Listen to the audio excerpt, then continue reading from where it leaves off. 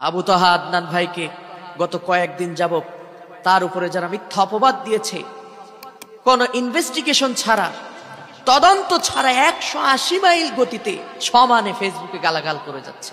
আরে ভাই, তার স্ত্রী দোষী কিনা, সে দোষী কিনা আপনি তদন্ত করছেন? এই যে তার উপরে মিথ্যা তহমত দিচ্ছেন, না জেনে গীবত করতেছেন, সমালোচনার ঝড় তুলে ফেলছেন, কি জবাব দিবেন কিয়ামতের ময়দানে? কোরআন পড়েন, ইসলাম জানেন, ইসলাম কি বলে সম্পর্কে।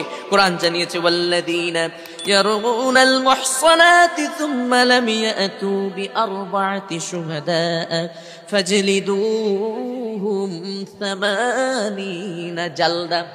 আল্লাহ তাআলা বলছেন, যদি কোনো নির্দোষ নারী, এখানে আল্লাহ রাব্বুল আলামিন যদিও নারীদেরকে উদ্দেশ্য করে বলেছেন, যদি কোনো মুমিন নারী কোনো নির্দোষ নারীকে মিথ্যা অপবাদ দেয়, বিশেষ করে যদি জিনার অপবাদ দেয়, মুফাসসিরগণ বলেছেন যদিও আল্লাহ রাব্বুল আলামিন নারীদেরকে উদ্দেশ্য করে বলেছেন, এটা সার্বজনীনভাবে সবার ক্ষেত্রে প্রযোজ্য। তার মানে হলো, মানুষ হয়ে যদি কোনো মানুষের উপরে কেউ মিথ্যা অপবাদ দেয়, আল্লাহ রাব্বুল আলামিন বলেছেন, আর এই মিথ্যা অপবাদ বা এই কথার পক্ষে সে যদি সাক্ষী, দলিল, 4 জন সাক্ষী যদি হাজির না করতে পারে, তাহলে ওই মিথ্যা অপবাদ আর মিথ্যা যে কথা যে রটিয়েছে তার বিরুদ্ধে আল্লাহ রাব্বুল আলামিন বলেছেন তাকে 80টা বেত্রা আঘাত করতে হবে। 80টা বেত্রা আঘাত, কত বড় কঠিন কথা আপনি বুঝতে পেরেছেন? সম্মানিত ভাইয়েরা, সম্মানিত বোনেরা, কাউকে অপবাদ দেওয়ার আগে, জেনার কথা বলার আগে, মিথ্যা অপবাদ দেওয়ার আগে ইনভেস্টিগেশনে যেতে হবে, তদন্ত করতে হবে। আমরা তো হুজুকে বাঙালি, ফেসবুকে একটা কিছু দেখছি, সর্বনাশ।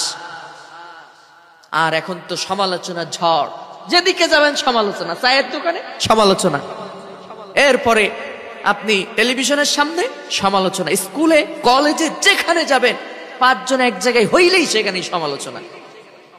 ইদানিং আমার মা বোনেরা তো আমি দেখতেছি, আহা হা, মাশাআল্লাহ, বাচ্চাদেরকে স্কুলে রেখে 2-3 জন এক জায়গায় বসছে। ভাবি, জানেন নাকি আপনার ভাই আসলে হেজে মানুষ? ও ভাই, ভাইয়ের কথা বলতেছেন ভাবি? তাকে না সেদিন দেখলাম কার সাথে যেন কথা বলতেছে, এই সংসারে আপনি আগুন লাগাই দিয়েছেন। ধারণামূলক ভাবে তদন্ত করলেন না, একজনকে একজনের সঙ্গে কথা বলতে দেখছেন, অপবাদ দিয়ে দিয়েছেন, তার সংসারে আগুন লাগিয়ে দিলেন। আহা, সম্মানিত ভাইরা, এই জিনিসগুলো থেকে আমাদেরকে বিরত থাকতে হবে। কেউ যদি কোনো অপরাধ করে, সেটা যদি আপনি বলেন সেটা তো গীবত হয়, সেটা সমালোচনা করলে, আলোচনা পর্যালোচনা করলে সেটা গীবত হয়। আর যদি কেউ কোনো কাজ না করে, তাহলে সেটা হয় তহমত। আর এই তহমত দিবেন বিশেষ করে জেনার ক্ষেত্রে, আল্লাহর কাছে জবাব তো দিতে হবে কিয়ামতের মাঠে। আর আল্লাহ তাআলা তাদের সম্পর্কে ভয়ঙ্কর কথা বলেছেন। প্রিয় মুসলিম ভাইয়েরা এবং বোনেরা, এভাবে আমরা যেদিকেই তাকাচ্ছি, আজকে আবু তাহা আদনান ভাইয়ের কথা আমি বলতেছিলাম, একজন মুফাসসির, কোরআনের মুফাসসির, দাঈ, যদিও তিনি মাদ্রাসায় পড়েন নাই, জেনারেল এডুকেটেড পারসন, আমরা তাকে অন্তর থেকে ভালোবাসি। তার সংসারে কি হয়েছে, তার ইন্টারনাল বিষয়, পারিবারিকগত বিষয়গুলো আপনি আগে তদন্ত না করে, না বুঝে, না জেনে আপনি তার উপরে মিথ্যা তহমত দিচ্ছেন, সমানে গালি দিয়ে যাচ্ছেন, এ ওই করছে, উনি ওইটা করছে, আলেমদের চরিত্র এমন হবে কেন, আলেমরা চরিত্রহীন, আলেমদের কাজের কোনো ঠিক নাই। আশ্চর্য কথা, সাধারণ মানুষ হয়ে কোনো ইনভেস্টিগেশন ছাড়া, তদন্ত ছাড়া এইভাবে মিথ্যা তহমত দিচ্ছেন। আপনি মানুষ না, আপনি মানুষ নামের কলঙ্ক। আমাদের চ্যানেলটি লাইক করুন, কমেন্ট করুন আর শেয়ার করতে ভুলবেন না।